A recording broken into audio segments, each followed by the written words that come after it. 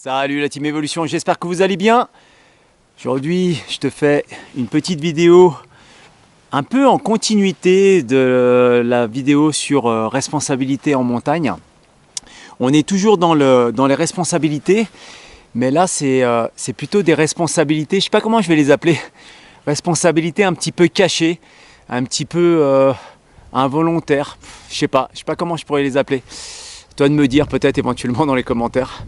Donc voilà, donc suite à vos commentaires qui ont été très constructifs, hein, c'est vraiment des commentaires très pertinents, je fais cette vidéo là pour répondre un peu à l'ensemble de la communauté, hein, ceux qui ont commenté un peu sur les dernières vidéos de responsabilité, de faire les bons choix, voilà, stop aux accidents de montagne.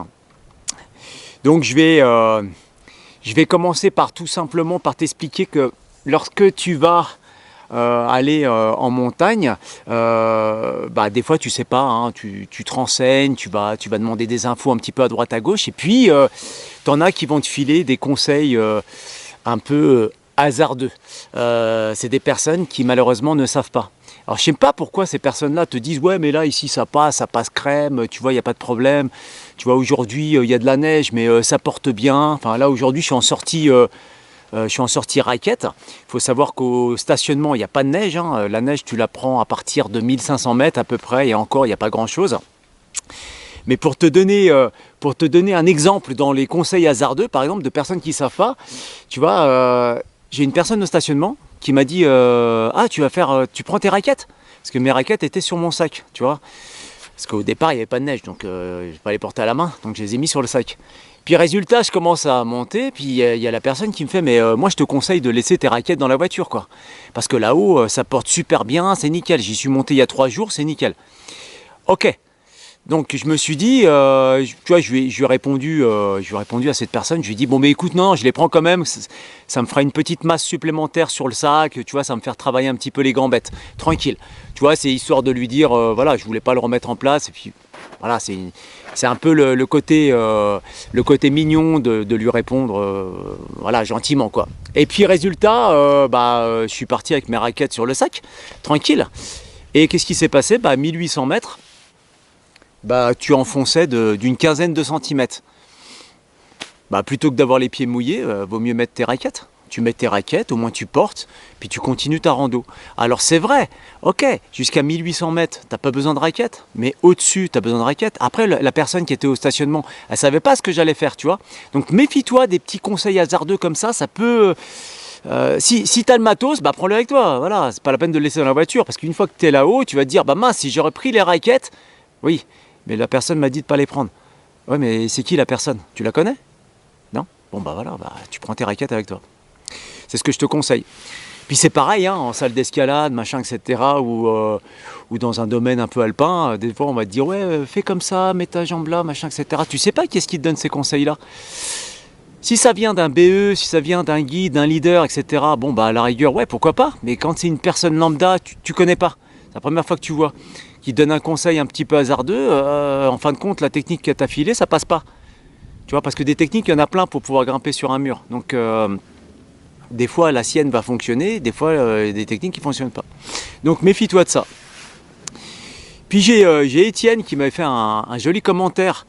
Donc, toujours par rapport aux infos et conseils sur les itinéraires, surtout quand on est au refuge, surtout au moment du repas. Ça t'est peut-être déjà arrivé.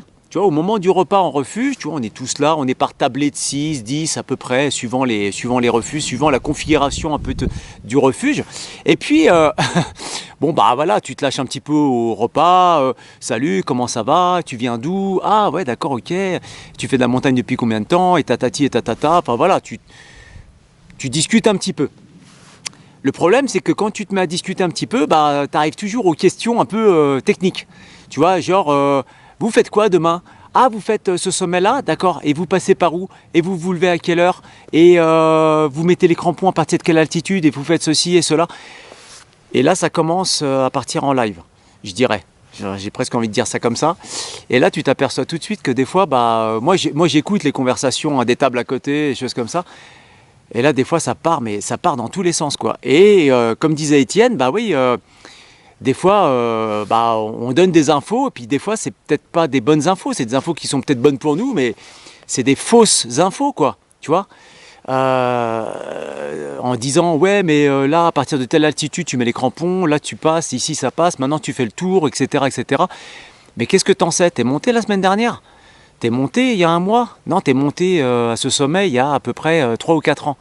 Donc les conditions ont peut-être changé, comment dire, l'itinéraire en fait pour aller au sommet a peut-être été modifié pour X raisons, donc t'en sais rien. Donc tu vas commencer à donner des infos et malheureusement, comme disait Étienne, oui, c'est entre la soupe et le génépi. Oui, c'est pendant le repas, c'est là où tu te lâches. Et moi j'ai rajouté en commentaire, surtout après le génépi, hein, là ça part vraiment en live. Donc méfie-toi de tous ces conseils-là. Des infos et des conseils qui sont un peu faussés, entre guillemets. Tu veux des infos précises sur, tu vas voir le gardien de refuge, celui qui t'accueille, voilà, et puis tu vas lui demander à lui, parce que lui, il est sur place, et puis il a des infos, en fait, de guides et de leaders, en fait, qui sont fiables, et qui font le sommet, voilà, régulièrement, et c'est pour ça qu'il peut se permettre de te donner ces infos. Donc fais juste ça. Pardon, fais juste attention à ça. J'arrive même plus à parler français. Puis après, c'est toujours pareil, hein, faut faire attention, les responsabilités aussi cachées, involontaires, un petit peu faussées, par rapport aux conditions de terrain. Les conditions de terrain, ça change. Du jour au lendemain, ça change. Comme la personne qui m'a dit, tu vois, en bas, ouais, la neige, elle porte, il n'y a pas de problème. Le seul problème, c'est que là, tu vois, il est 13h. Là, tu t'enfonces. Voilà, là tu t'enfonces dans 20 cm de neige. Donc si j'aurais pas pris les raquettes, c'est bon, je l'aurais maudit jusqu'au parking. Hein. Donc fais attention même au niveau des conditions, hein, des conditions de terrain, donc conditions météorologiques aussi. Hein. Les conditions météorologiques, fais attention de qui te donne les infos météo. Donc les infos météo, maintenant, franchement, en 2024, c'est du luxe. Tu vas sur Internet, tu croises les bulletins, c'est royal. Voilà, après tu fais juste une analyse. Et puis tu calcules un petit peu tout ça. Tu vois, par exemple, aujourd'hui, là je me suis mis dans un endroit un petit peu sauvage pour faire cette vidéo. Je ne suis pas resté sur les crêtes de la montagne parce que là, ça souffle à 80 km/h. C'est impressionnant. Ici, on n'entend rien. Rien du tout. Mais il y a un bruit de fond. Je ne sais pas si tu l'entends. Comme si c'était un avion, tu vois. Et en fait, ça souffle là-haut, mais c'est... Tu vois, là, je suis sans gants. J'ai limite chaud. Je vais repartir dans le vent, bien sûr, après. Et en fait, j'ai même gardé la doudoune, mais là, je commence à vraiment avoir chaud. Et là-haut, je vais remettre je vais garder la doudoune, les gants, etc., etc. Donc, fais attention aussi aux personnes qui te filent les bulletins, enfin les infos météorologiques. Prends-les de sources sûres, toujours. Hein, gardien de refuge. Bien sûr, avant de faire la course, tu regardes sur Internet. Si tu as du réseau sur place, tu consultes directement sur Internet. Et tu croises les bulletins. Avant la course, fais attention aussi, c'est une responsabilité que tu portes pour toi déjà, et puis pour les personnes que tu accompagnes. Quand tu fais le check de ton matériel, il faut qu'il soit complet. Si tu pars avec du matériel et tu as oublié 2-3 éléments qui vont être très importants pour la suite de ta course, ça peut être délicat. Tu vois, donc méfie-toi de ça. Tu portes aussi une responsabilité involontaire, entre guillemets, mais c'est quand même une responsabilité. Ensuite, sur le terrain, quand tu es sur le terrain, tu vas faire des choix qui vont être déterminants pour la sécurité, déjà pour ta sécurité personnelle, pour la sécurité des personnes que tu vas emmener avec toi.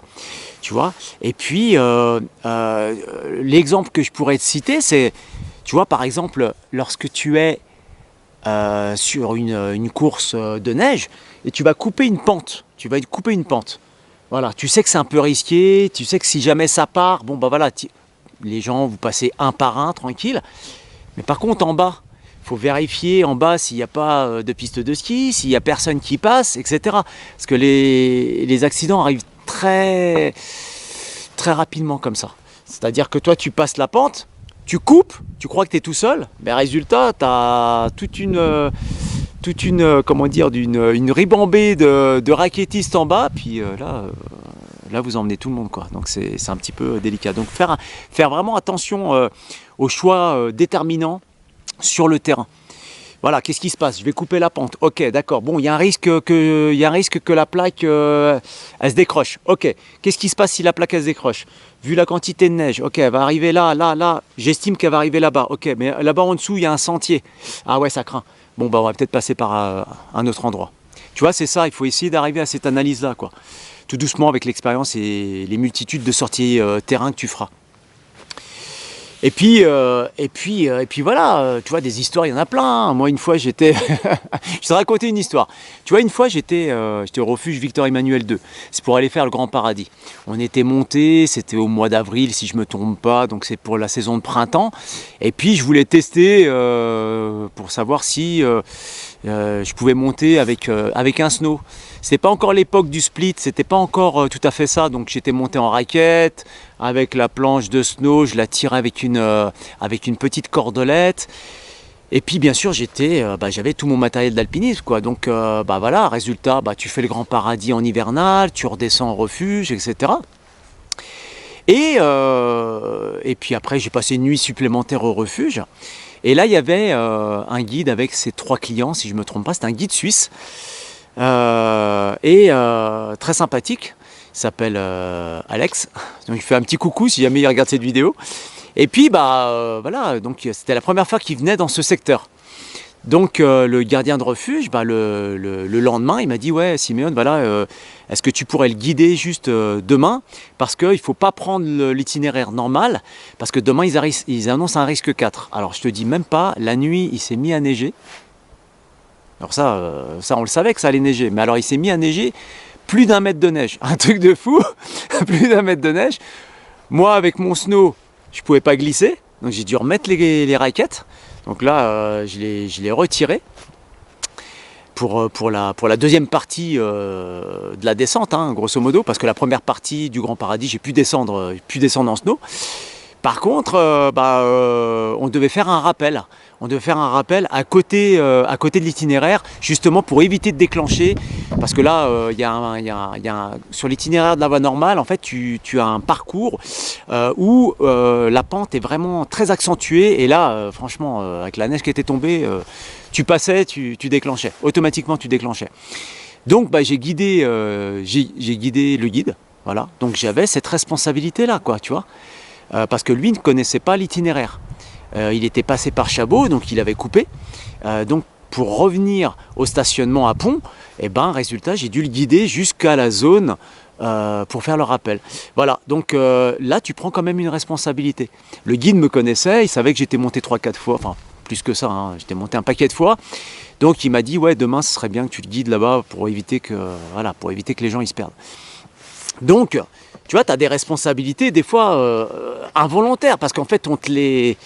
Alors j'aurais pu dire non, moi je le guide pas, hein, il se démerde, machin, etc. Mais bon, voilà, on n'est pas comme ça. On essaye de bien se concentrer, de faire les choses correctement. Bon, l'itinéraire était clair, mais c'est vrai que quand ça tombe 1 mètre et demi de neige, tu as l'impression de ne plus reconnaître quoi que ce soit, quoi. Il n'y a plus de panneaux, il n'y a plus rien. Hein. Les traces, il n'y a absolument plus rien. C'était vierge de chez vierge. Donc voilà, méfie-toi aussi de ce côté-là. Donc voilà. Ce que je voulais te dire un petit peu, quand tu sais pas, et puis tu veux quand même rendre service à la personne, mais tu sais pas, tu peux pas le renseigner. Par exemple, tu peux pas le renseigner sur les conditions météo, les conditions de terrain, le matos qu'il faut prendre pour telle ou telle course. Qu'est-ce que tu fais? Quand tu sais pas, tu dis je ne sais pas, je ne sais pas. Renseigne-toi auprès du gardien de refuge, ou renseigne-toi à la compagnie des guides, ou renseigne-toi à la Chamoniarde, pour nous qui sommes dans la vallée de Cham, ou renseigne-toi auprès de la commune, enfin, etc. Mais ne prends pas la responsabilité d'indiquer quelque chose que tu ne sais pas. Voilà, ça c'est super important. Donc il faut essayer de sensibiliser un petit peu les personnes que tu vas accompagner en montagne à la sécurité. Surtout à la sécurité, c'est important, mais surtout à l'humilité. Voilà, être très très humble. Il faut laisser tomber l'ego. L'ego, il faut le mettre de côté, franchement. Sois la personne la plus humble possible. C'est ce que je te conseille. Après oui, tu fais ce que tu veux. Si tu veux te la péter avec quelqu'un, machin, parce que tu as 2-3 connaissances, tu fais comme tu veux, mais je te conseille d'être le plus humble possible. Et je sais que les personnes de la communauté qui sont sur cette chaîne sont humbles, ils savent faire, parce que je le vois dans les commentaires, je sais, j'arrive à décortiquer tout ça.